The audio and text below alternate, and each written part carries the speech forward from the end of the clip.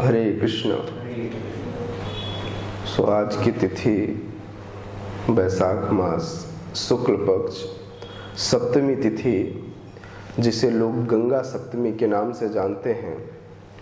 इसका दूसरा नाम जाह्नू सप्तमी भी है और मूल रूप से यह दिवस जाह्नू सप्तमी के नाम से ही जाना जाता है। आइए श्रीमद् भगवद गीता के इस 45वें श्लोक के साथ ही हम माता गंगा का आज गुणगान भी सुने, यह भी जाने कि आज के दिन हम गंगा सप्तमी या गंगा मैया का पुनः अवतरण दिवस ही क्यों मनाते हैं। अभी 3-4 दिन पहले की कथा में भी मैंने यही कहा था, आज गंगा मैया का अवतरण दिवस है, और आज भी मैं कह रहा हूँ आज गंगा मैया का अवतरण दिवस है। अब वो गंगा कौन थी और ये गंगा कौन है, तो इसके बारे में भी आज हम जानते हैं। पहले आज के श्लोक पर कुछ मिनट चर्चा करेंगे और तत्पश्चात फिर हम माता गंगा के गुणगान के लिए आगे बढ़ेंगे। सर्वे तमुने जर मुर्दा भातर कृत निश्चया कलिना धर्म मित्रेण दृष्ट्वा स्पृष्टा प्रजा भुविः।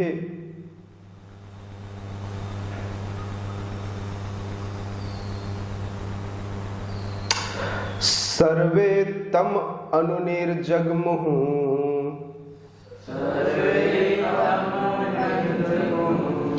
भ्रातर कृत निश्चयः कलिना धर्म मित्रेण दृष्ट्वा स्पृष्टः प्रजा भुविः।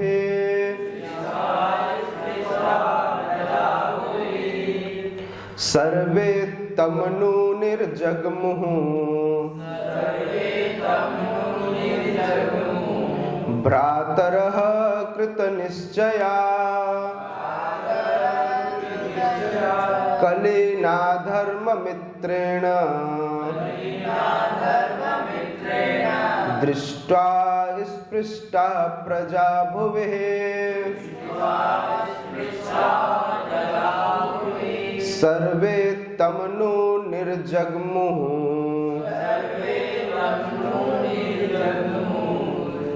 भ्रातरः कृत निश्चया कलिना धर्म मित्रेण दृष्ट्वा स्पृष्टा प्रजा भुवे।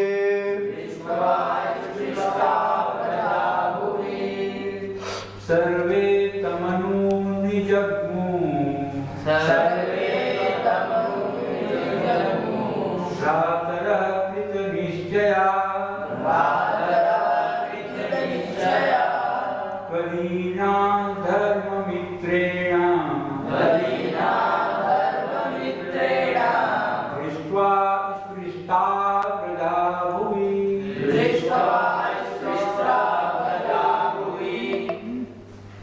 सर्वे तमनु निर्जग्मुः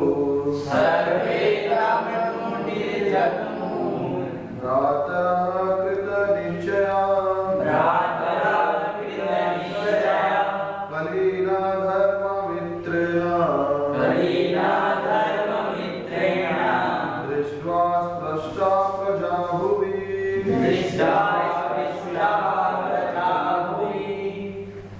सर्वे तमनु निर्जग्मुः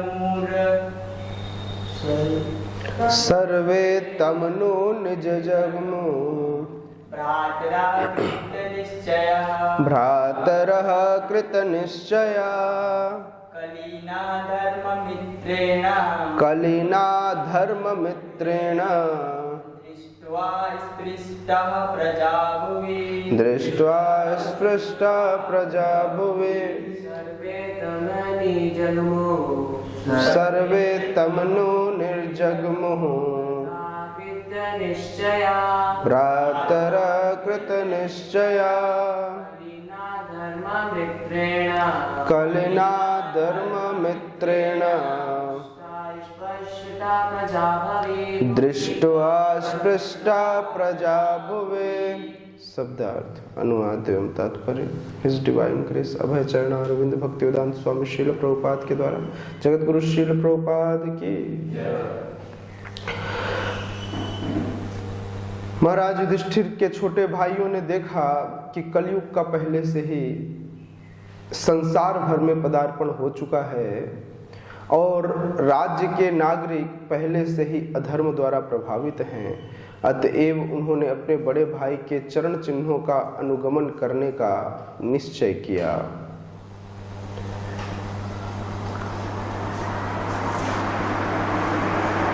महाराज युधिष्ठिर के जो छोटे भाई हैं वे पहले से ही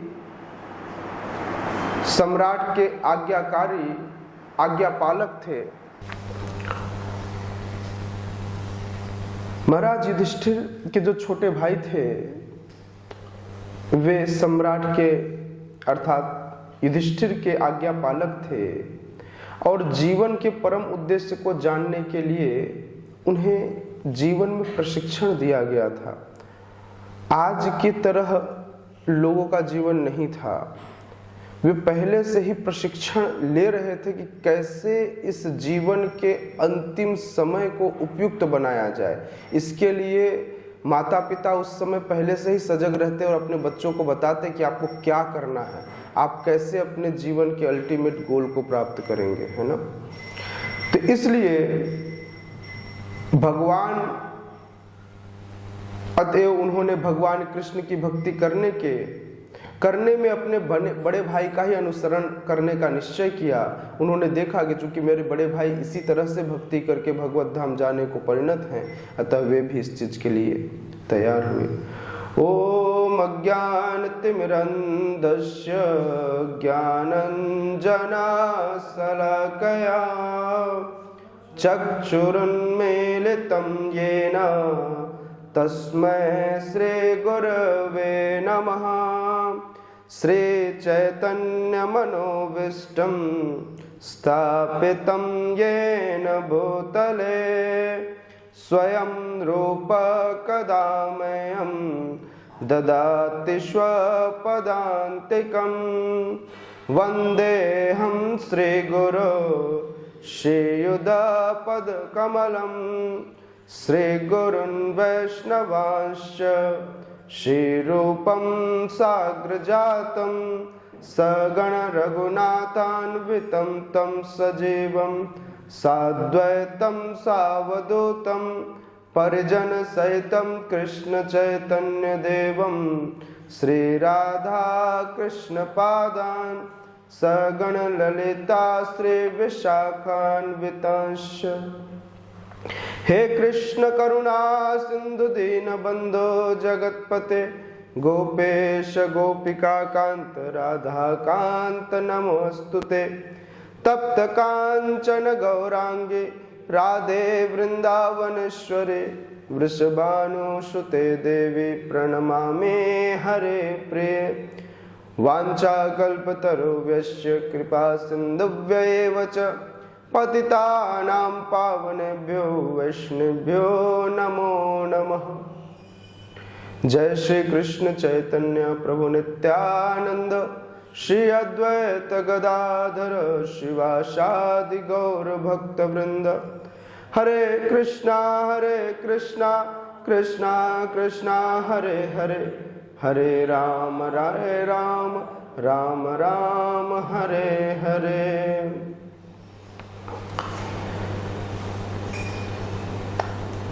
महाराज युधिष्ठिर भगवत धाम को वापस जा चुके हैं और उनका पदार्पण हो चुका है भगवत धाम में। लेकिन उनके भगवत धाम जाने से पहले ही कलयुग ने इस पृथ्वी पर अपना पदार्पण कर लिया था। राज्य के जो लोग थे वो पहले ही कलयुग के प्रभाव में आकर, पाप कर्मों के प्रभाव में आकर के अधर्म में परिणत हो चुके थे, उसका प्रभाव दिखने लगा था। इसलिए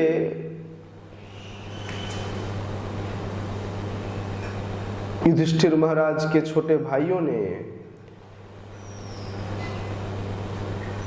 अपने बड़े भाई युधिष्ठिर जो कि सम्राट भी हैं, उनके चरण कमलों का, उनके चरण चिन्हों का अनुगमन करने का निश्चय किया। इस प्रकार से किसी भी व्यक्ति को जब वह यह देखे कि मेरे अग्रज धर्म के पथ पर निकल चुके हैं, तो सनातन धर्म के नियमानुसार व्यक्ति को अपनी आधी आयु बीत जाने पर गृहस्थ जीवन से विरक्त हो जाना चाहिए, यह नियम कहता है। और उसे तुरंत विरक्त होकर आत्म साक्षात्कार के लिए परिणत हो जाना चाहिए। लेकिन इस प्रकार प्रवृत्त होना सदैव निश्चित नहीं रहता। कभी कभी निवृत्ति प्राप्त लोग मोहग्रस्त हो जाते हैं। सेवानिवृत्त होने के बाद मैं बताता हूं ना कि लोग अपनी नौकरी छोड़ते हैं और क्या करते हैं, घर में दुकान खोल लेते हैं। निवृत्ति के बाद क्या हो जाते हैं, मोहग्रस्त हो जाते हैं।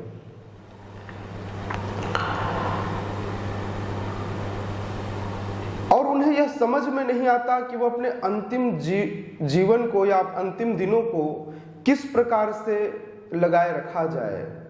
यहाँ पर पांडव जैसे अधिकारी जनों का निर्णय दिया हुआ है कि सबों ने अपने आप को पूर्ण पुरुषोत्तम भगवान श्री कृष्ण के चरण कमलों में, उनकी भक्तिमय सेवा में, उसके अनुशीलन में अपने आप को प्रवृत्त किया। श्रीधर स्वामी बताते हैं कि धर्म अर्थ काम मोक्ष यह जीवन के लक्ष्य नहीं है। इसे भारत दर्शन में जब दार्शनिक लोगों ने किताब लिखी तो उन्होंने बताया जीवन के 4 पुरुषार्थ हैं, क्या, धर्म अर्थ काम मोक्ष। लेकिन हमारे आचार्यगण कहते हैं कि यह जो 4 चीजें हैं, श्रीधर स्वामी कह रहे हैं कि धर्म अर्थ काम मोक्ष यह जीवन का लक्ष्य नहीं है। इनका अभ्यास तो वे करते हैं जिन्हें जीवन के चरम लक्ष्य की कोई जानकारी नहीं होती है। इसका अभ्यास कौन करता है, जिनके पास अल्टीमेट गोल के बारे में कोई इंफॉर्मेशन न हो। स्वयं भगवान ने भगवत गीता में जीवन का चरम लक्ष्य बताया है। भगवान कहते हैं कि आपका चरम लक्ष्य क्या है। गीता में भगवान बताते हैं, नहीं बताते? क्या बताते हैं? 18 चैप्टर में कहते हैं सर्वधर्मान परित्यज्य मामेकं शरणं व्रज अहम त्वां सर्वपापेभ्यो मोक्षयिष्यामि मा शुचः। बिना किसी संकोच के बड़ी बुद्धिमानी से इसका पालन करना चाहिए। मन मना भव मद भक्तो मद्याजी माम नमस्कुरु। तो इसलिए इन नियमों का जो हमारे पूर्ववर्ती आचार्यों ने दिया है, जिन रास्ते पे वे चले हैं, जिसका आदेश उन्होंने पारित किया, उसे हमें पालन करने का प्रयास करना चाहिए। सोना नहीं चाहिए, जग जाना चाहिए, है ना। हम क्या होता है अपने जीवन भर सोते रहते हैं और उसके बाद जब वह समय आता है, मौका मिलता है, उस समय भी क्या करते हैं, क्योंकि हम सोते रहते हैं तो हमें पता नहीं चलता और हम निपट जाते हैं, नहीं। तो इसलिए व्यक्ति को सदैव जगे रहना चाहिए ताकि जब आपको ऐसा मौका मिले। पांडव युधिष्ठिर महाराज के जो छोटे भाई थे वे लोग जगे हुए थे। उन्होंने देखा कि युधिष्ठिर महाराज निकल चुके हैं उस अंतिम गंतव्य की ओर, तो इसलिए अब हम भी सोए होते तो कैसे पता चलता, जगे हुए थे वे लोग। तो उन्हें पता चल गया कि हमारे बड़े भाई जिस पथ पर निकल चुके, हमें भी उसी पथ का अनुगमन करना है। राजा सगर के पुत्रों को मुक्ति नहीं मिली, वे भूत प्रेत बनकर भटक रहे थे। और इस तरह से राजा सगर के बाद आने वाले कई सारे लोगों ने उनके वंश में राजाओं ने प्रयास किया, उन्हें इसका रास्ता तो मिल गया था कि कैसे उनका उद्धार करना। उनको पता चल गया था कि यदि गंगा मैया, उन्होंने खूब तर्पण आदि किए लेकिन इससे उनका उद्धार नहीं हुआ, वो भूत ही बने रहे, उन्हें शरीर नहीं मिला, नया मुक्ति नहीं मिला।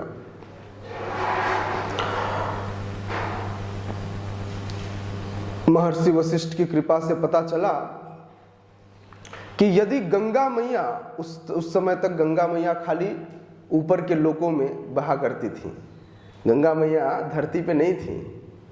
बोले यदि गंगा मैया को आध्यात्मिक जगत से इस धराधाम पर लाया जा सके तो क्या होगा? तो जाकर के सिर्फ गंगा मैया के स्पर्श से, स्पर्श मात्र से आपके जो वंशज, जो पूर्वज हैं, उन पूर्वजों का क्या हो जाएगा? उद्धार हो जाएगा। अंशुमान आदि खूब सारे लोगों ने प्रयास किया। अंततः महाराज दिलीप ने कई हजार वर्षों तक तपस्या की, लेकिन माता गंगा को प्रसन्न न कर सके। तब दिलीप के पुत्र भागीरथ मुनि, भागीरथ मुनि ने, उन्हें मुनि कहा जाता है, इसके पीछे रीजन है, राजा थे वे, लेकिन उन्हें मुनि कहा जाता है। मुनि इसलिए कहा जाता है क्योंकि वे वेदों शास्त्रों में पारंगत थे, बड़े संतों का आशीर्वाद प्राप्त था उन्हें, है ना? ऐसे नहीं बैठते। दर्द हो रहा है, चेयर ले लीजिए, चेयर लेके बैठ जाइए। नहीं, आप बैठ सकते, चेयर में आप बैठ सकते हैं। पैर फैला के ऐसे बैठेंगे ना अपराध होगा, क्योंकि ड्यूटीज सामने है। हम भगवान के सामने अपना ऊपर का भाग रखते हैं, है ना?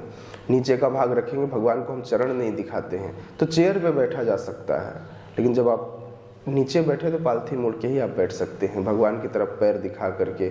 हम ऐसे भी बैठते तो हम क्या करते हैं, अपने पैर दिखता होता है तो हम ढक लेते हैं उसको, किससे? अपनी धोती से, ताकि पैर न दिखाई दे, है ना? अब सोचिए, अब शर्ट पैंट पहनने वाला व्यक्ति कहाँ से ढकने के लिए? अब वो कहते हैं ना, जींस टी शर्ट पहनने वाली माँ आंचल कहाँ से लाएगी बच्चों को ढकने के लिए? वैसे ही हालत है, हमको बच्चों को तो नहीं ढकना है, लेकिन हमारा शरीर का अंग भी हमारा बच्चा है, तब उसको ढकने के लिए हमको आंचल चाहिए ना। तो धोती है नहीं, आप ढकोगे कैसे? है कि नहीं? तो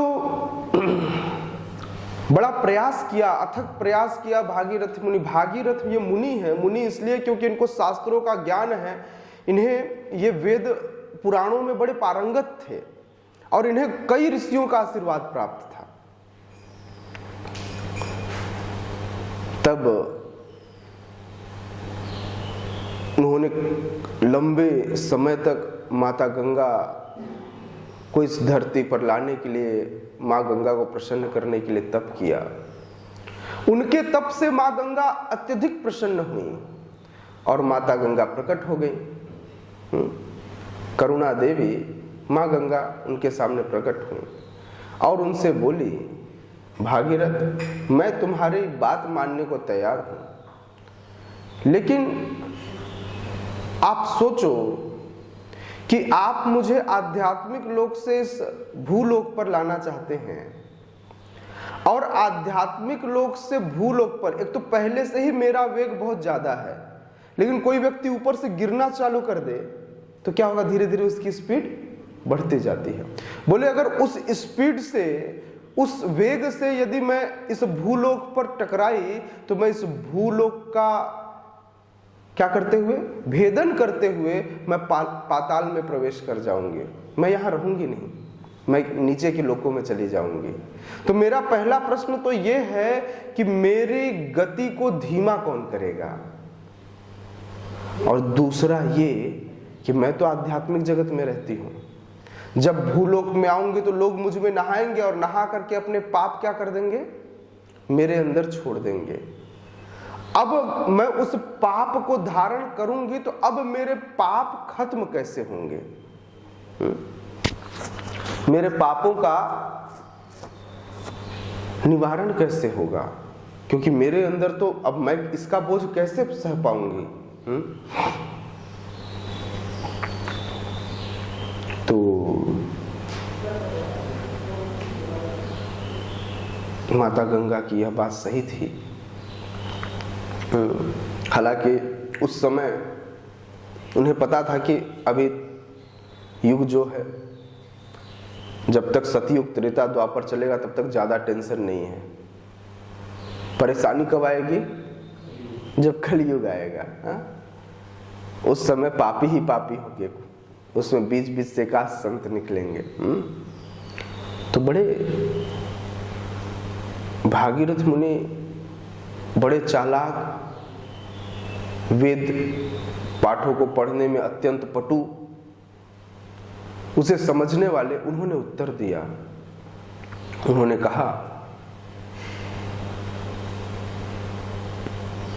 उन्होंने कहा कि मैं इसका कुछ न कुछ निवारण ढूंढ कर लाता हूं मैया, मुझे थोड़ा समय दीजिए। थोड़े समय बाद जब उन्होंने बुद्धि लगाई तो उन्हें पता चला कि कोई और तो वेग नहीं सहन कर सकता, लेकिन वैष्णवानाम यथा संभव, ब्रह्म संहिता में उनके बारे में कहा गया है। कौन है? शिव जी। तो कहते हैं क्षीरम दधि विकार विशेष योगात् संजायते नहीं ततः पृथगस्त हेतु। क्या? यथा संभुतामपि समुपैति कार्यात् गोविंदमादि पुरुषम तमहम भजामि। बोले ये जो शिव जी हैं, ये कोई और नहीं, स्वयं भगवान है। भगवान का परिवार, जिस प्रकार से दूध और दही, दूध नहीं होता तो दही, लेकिन दही है ना, दूध का ही परिवर्तित रूप है। बिल्कुल ऐसे ही है। कौन? ऐसे ही शंभु है। ऐसा ब्रह्मा जी बता रहे हैं शिव जी के बारे में, है ना, कि भगवान की ही एक विविध शक्ति है। जिस प्रकार से दूध और दही का उदाहरण देते हुए बताते हैं, जो यथा दधि विकार विशेष योगा, जब दूध में विकार उत्पन्न होता है, विशेष योगा, विशेष संयोगों से, गर्म दूध में सीधे डालेंगे तो फट जाएगा, दही नहीं बनेगा। बनने के लिए समय लगता है, थोड़ा कुनकुना गर्म हो, थोड़ा सा उसमें जावन डाल दिया जाए और जावन डाल देंगे तो पूरा जम करके क्या हो जाएगा? वो दही बन जाएगा। समझ रहे हैं ना कैसे दही बनता है? तो दही बनाने का यह प्रोसेस है। दूध में विकार आया तो क्या बना? दही बना। उसी तरह भगवान का एक विकारित फॉर्म क्या है? शंभु। यथा संभुतामपि समुपैति कार्य। शिव जी चाहे तो प्रॉब्लम सॉल्व हो सकती है। ओके। दूसरा क्या?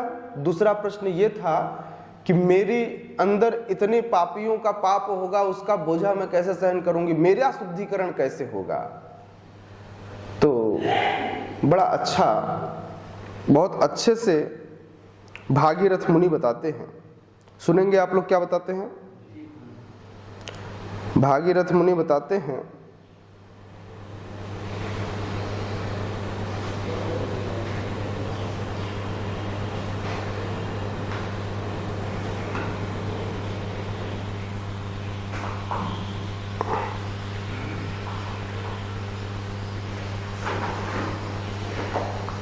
भागीरथ मुनि बताते हैं, भागीरथी उवाच साधवो न्यासिनः शांता ब्रह्मिष्ठा लोक पावना हरन्त्यज्ञं ते अंग संगा ते स्वास्तो यज्ञभिद्धरे। भागीरथ कहते हैं कि जो भक्ति के कारण संत प्रकृति के हैं। श्रीमद् भागवतम 9:9-5 में यह प्रश्न था और 9:9-6 में भागीरथी उत्तर देते हैं और कहते हैं कि जो भक्ति के कारण संत प्रकृति के हैं। भागीरथी बताते हैं कि जो भक्ति के कारण संत प्रकृति के हैं और जो भौतिक इच्छाओं से मुक्त सन्यासी बन चुके हैं तथा जो वेद वर्णित अनुष्ठानों का पालन करने में पटु हैं, ऐसे शुद्ध भक्त जो सर्वदा महिमा मंडित हैं और शुद्ध आचरण करने वाले हैं, अर्थात 4 नियमों का पालन करने वाले हैं और भगवान का नाम लेने वाले हैं, पतितों का उद्धार करने में समर्थ हैं। जब ऐसे शुद्ध भक्त आपके जल में स्नान करेंगे तो अन्य लोगों के संचित पापों के फलों से निश्चय ही आपका निराकरण हो सकेगा, क्योंकि ऐसे भक्तगण उन भगवान को अपने हृदयों में सदा धारण करते हैं जो सारे पापों को दूर कर सकते हैं। समझ रहे हैं? इस तरह से माता गंगा ने इस धराधाम पे आना स्वीकार किया। दोनों प्रश्नों का उनका उत्तर मिल गया। चूंकि नारायण के अंगूठे के अग्रभाग से माता गंगा निकलती हैं। कुछ लोग बताते हैं कि माता गंगा कैसे आई, तो बोले माता गंगा, अलग अलग इसमें मत है, अलग अलग लोग कहते हैं कि जब वामन देव 3 पग जमीन नाप रहे थे, 3 पग भूमि नापते समय जब उन्होंने ऊपर के लोगों को नापना शुरू किया तो उनका अंगूठा जाके टकराया आध्यात्मिक जगत में और वहां पर छेद हो गया, और उस अंगूठे के टकराने से, उस छेद से वहां से गंगा मैया निकल आई। यह तथ्य गलत नहीं है ना? किंतु माता गंगा का प्रादुर्भाव ही, या फिर यूं कहा जाता है कि वहां गंगा मैया ने अंगूठे में जाकर वे समा गई और वहीं से उन्होंने अपनी जलधारा शुरू की। जो उनको पवित्रता मिलती है वो भगवान के चरण कमलों से मिलती है। तो भगवान के चरण कमलों से जब गंगा मैया निकली तो शिव जी बोले मेरा क्या सौभाग्य होगा कि आज भगवान के चरण कमलों से निकलने वाली पतित पावनी गंगा को मुझे अपने सर पे धारण करने का अवसर प्राप्त होगा। एक बार ही भागीरथी की प्रार्थना पर शिव जी ने इसे स्वीकार कर लिया। बोले okay, I will do it, मैं इसे अवश्य करूंगा। और इस प्रकार से गंगा मैया को उन्होंने अपनी जटाओं में धारण कर लिया। अब गंगा मैया जैसे बड़ी वेग से आई और आकर के घुस गई कहां? जटाओं में। अब वो जटाओं में फंस गई जाकर के। अब निकलना मुश्किल हो गया। निकलना तो चाह रही थी लेकिन वो शिव जी की जटा है, कोई सामान्य जटा नहीं है। रास्ता ही नहीं समझ में आ रहा, निकला कैसे जाए। तब भागीरथ मुनि बोले मैंने कहा था जटाओं में धारण कीजिए, यहां रखिए मत। पुनः प्रार्थना करने भागीरथ मुनि आए। बोले भगवान गंगा मैया को थोड़ा बाहर भी निकलने दीजिए। तो भगवान शिव ने अपने एक बाल को ऐसे खोल दिया तो एक धारा गंगा की निकली। बोले पूरा का पूरा खोल दूंगा तो फिर से पृथ्वी सहन नहीं कर पाएगी। तो उन्होंने थोड़ा धारा खोला। कहां से? गंगोत्री से। गंगोत्री से निकलती है ना, वो अत्यंत वेगवान निकलती हैं, बाहर आकर धीरे धीरे शांत होती है। और एकदम थोड़ा सा खोला तो वहां से निकलना शुरू हुआ। कब? अक्षय तृतीया के दिन। कब? अक्षय तृतीया के दिन। और वहां से गंगा मैया का पृथ्वी पर अवतरण हुआ। तो उस जगह पर जहां पर सगर के सारे पुत्र अपना शरीर छोड़े थे, भस्मीभूत हो गए थे, उस जगह से भागीरथ मुनि आगे आगे रथ पे सवार होकर चलते जा रहे हैं, चलते जा रहे हैं, चलते जा रहे हैं, चलते जा रहे हैं, और पीछे पीछे गंगा मैया उनके आती जा रही हैं। इस प्रकार से गंगोत्री से निकल करके पीछे पीछे पीछे पीछे बनारस आदि प्रदेशों से होते हुए, काशी से होते हुए गंगा मैया जो है पहुंची बंगाल। कहाँ पहुंची? बंगाल। अब वहां से यहां आने में थोड़ा समय तो लगेगा ना, रथ में चल रहे हैं। हाँ? अब समय बीता, भागीरथ मुनि आ रहे हैं, रथ चल रही है, गंगा मैया पीछे पीछे आ रही है। बंगाल में जैसे पहुंचे तो अचानक पीछे मुड़कर देखा भागीरथ मुनि, अरे गंगा मैया तो गायब हो गई, पीछे गंगा मैया ही नहीं है। उन्होंने पता किया क्या हुआ, तो पता चला गंगा मैया बड़े वेगवान हैं, उनकी धाराएं अत्यंत तीव्र हैं। तो जैसे ही वे नवद्वीप धाम पहुंची, नवद्वीप धाम में एक द्वीप है जिसका नाम है जाह्नू द्वीप। उस जाह्नू द्वीप पे जाह्नू मुनि तप कर रहे थे एक बरगद पेड़ के नीचे, और वे तप कर रहे थे एक बरगद पेड़ के नीचे। तप करते समय वे आचमन पाठ तब कर रहे थे, और उस समय जब गंगा मैया गुजर रही थी तो उस समय वहां पर वे गायत्री मंत्र का जाप, गायत्री करने से पहले शुद्धि की जाती है अपने आप को, है ना, हाथ पैर धोया जाता है, आचमन किया जाता है। तो उनके आचमन पात्र, जैसे ही गायत्री करने के लिए उन्होंने आचमन पात्र ढूंढा तो पता चला कि बगल में अभी गंगा गुजरी है। वो क्या कर ली, आचमन पात्र को समेटे हुए निकल गई, और इस प्रकार से आचमन पात्र वहां पर नहीं था। चूंकि आचमन पात्र वहां नहीं था तो उन्हें बड़ा क्रोध आया। जानू, पहले के मुनि बड़े, समझ रहे ना, वे विघ्न नहीं चाहते थे अपनी भक्ति में, कोई विघ्न करे तो क्रोध भी आता था। जाह्नवी मुनि को अत्यंत क्रोध आया। उन्होंने क्रोधवश क्या किया, गए और गंगा मैया को अपने अंजुल में भरा और एक ही सीप में पूरा का पूरा पी गए। गंगा मैया तो पेट में चली गई। लेकर जा रहे थे वहां से, बंगाल की खाड़ी से, वो क्या करते, सागर में मिला देते, लेकिन वहां तक पहुंचे ही नहीं। अब भागीरथ मुनि लगे प्रार्थना करने, प्रार्थना करने लगे, प्रार्थना करने लगे, हे मुनिराज, मैंने अपने पूर्वजों के उद्धार के लिए और जन कल्याण के लिए माता गंगा का यहाँ पर आगमन कराया था। आप कृपा करें, आप कृपा करें और माँ गंगा को यहाँ से मुक्त करें। जाह्नवी मुनि प्रसन्न हुए भागीरथ की प्रार्थनाओं से और उनके जो भाव को देख करके कि इनको अपना कोई कुछ नहीं लेना देना, ये तो जन कल्याण और अपने पूर्वजों के लिए माँ गंगा को यहाँ तक लेकर आए हैं। जाह्नवी मुनि प्रसन्न हुए और प्रसन्न होकर के उन्होंने माँ गंगा को रिलीज किया। कई जगहों पर कहते हैं, कई जगहों पर ऐसा लिखा हुआ है कि माँ गंगा जाह्नवी मुनि के कर्ण से निकली। कई जगहों पर यह लिखा हुआ है कि माँ गंगा, जाह्नवी मुनि ने अपने जांघ को काटा और जांघ के थ्रू गंगा मैया बाहर आई। उससे लेकिन कोई फर्क नहीं पड़ता। फर्क पता क्या है कि वो कहां से आई, जाह्नवी मुनि ने उन्हें रिलीज किया, मुक्त किया। और जैसे मुक्त किया तो जिस दिन मुक्त किया, 1-2 दिन अब रही होंगी पेट में, पता चला होगा, प्रार्थना किया होगा भागीरथ मुनि ने, तो आज के दिन पुनः गंगा मैया को क्या किया, जाह्नवी मुनि ने मुक्त किया। और इस तरह से उनका यह दोबारा अवतरण है, यह दूसरा अवतरण है, ठीक है ना। तो इसलिए आज के दिन हम गंगा सप्तमी को हम जाह्नवी सप्तमी के नाम से मनाते हैं। और यदि इस दिन कोई जल, गंगा जल से स्नान आदि, दान आदि पुण्य कर्म करता है तो उसे कई करोड़ गुना ज्यादा लाभ मिलता है ना। माता गंगा का एक नाम हुआ, चूंकि भागीरथ लेके आए इसलिए उनका नाम हुआ भागीरथी, और एक नाम हुआ उनका जाह्नवी, क्योंकि वे जाह्नवी मुनि की पुत्री के रूप में अभी उनके शरीर से उत्पन्न हुई है, तो इसलिए उनका एक नाम क्या हुआ, जाह्नवी।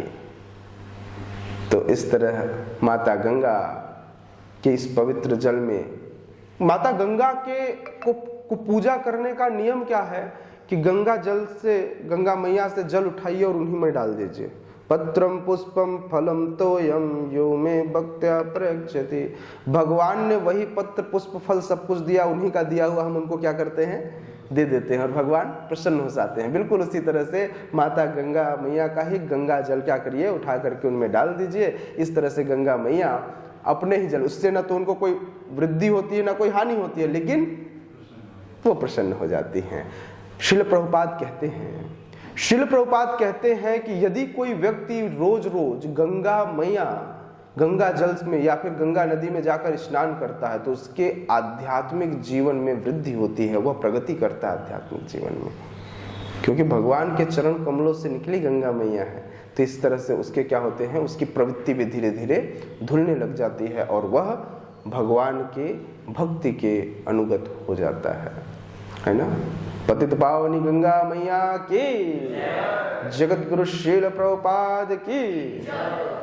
तो इस तरह से हमें गंगा मैया से प्रार्थना करनी चाहिए कि हे पतित पावनी गंगा मैया, जिस प्रकार से आप भगवान के चरण कमलों में जगह पाती रही हैं और जिस प्रकार से आपने उनके चरण कमलों में स्थान पा करके अब उनके अपनी पवित्रता का दान सब तक किया है, उसी प्रकार से आप हमें भी थोड़ा सा शुद्ध कर दें ताकि हम भी आपके समान ही भगवान की सेवा करने में समर्थ हो सके।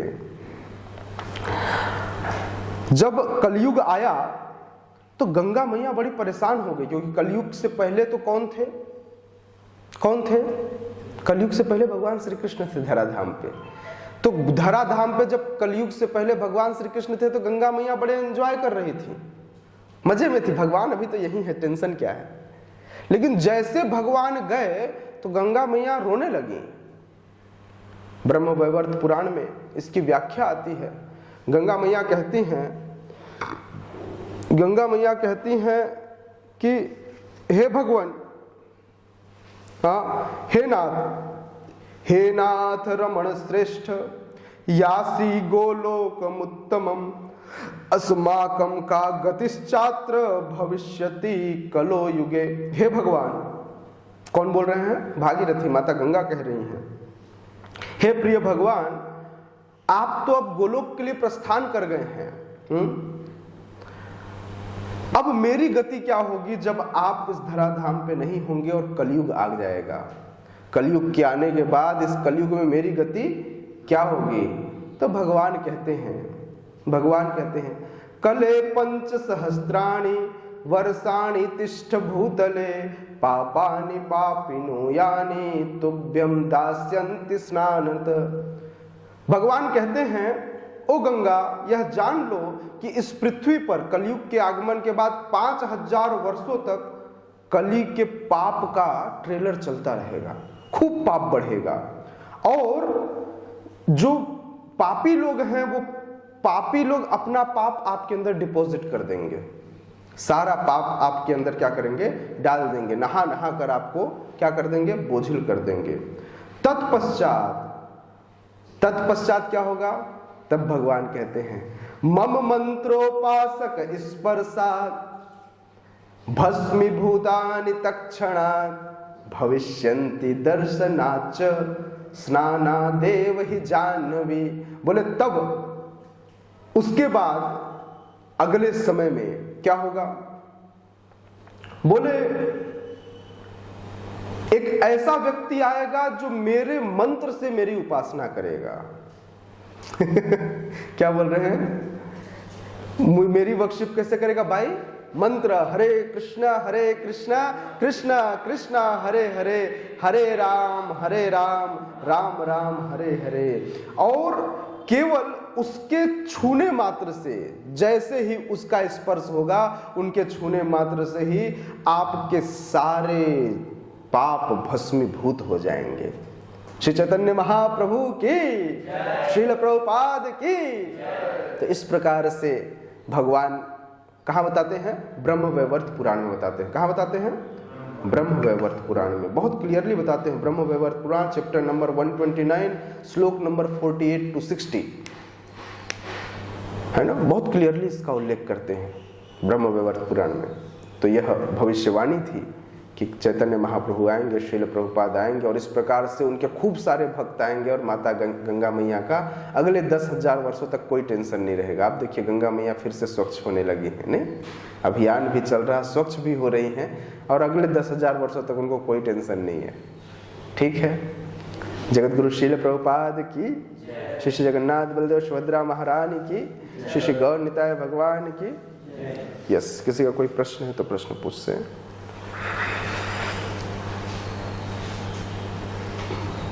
निताय गौर प्रेमानंदे।